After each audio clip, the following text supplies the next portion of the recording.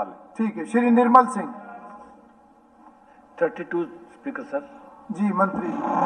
अध्यक्ष जी, मैं आपके माध्यम से विधायक जी को बताना चाहता हूं, जो उन्होंने प्रश्न अपना 3 भागों में पूछा है। तो पहले के अंदर 50 नहीं 94 कॉलोनियां हैं जिनको 2012 के अंदर पास कर दिया गया था, और उन कॉलोनियों के अंदर सारी सुविधाएं मुहैया, और वो एनडीसी पोर्टल पर 2023 के अंदर उनको अधिकृत श्रेणी के अंदर, जो कि आज भी उस पोर्टल के ऊपर अधिकृत श्रेणी के अंदर दिखाई जाती हैं। और 26/7/2019 को नगर निगम अंबाला के पुनर्गठन का नोटिफिकेशन हुआ था। उसमें 94 कॉलोनियों में से 31 कॉलोनियां नगर निगम अंबाला के अंदर तथा शेष 63 कॉलोनियां नगर परिषद अंबाला के सीमा के अंदर आती हैं, और लगभग 250 करोड़ रुपए हमने इन कॉलोनियों की डेवलपमेंट के लिए अभी तक वहां पर लगा चुके हैं।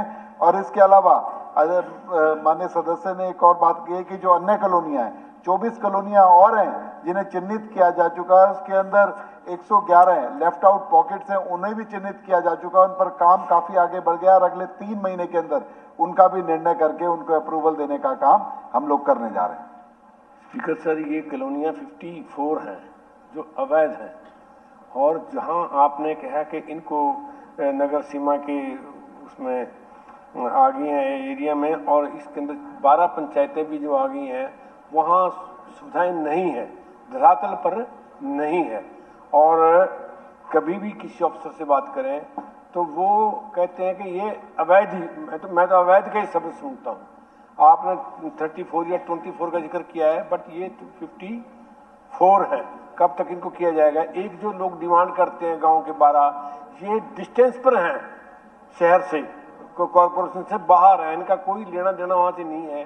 क्या इनको इससे निकालने की भी कोई आपके विचाराधीन है कोई बात?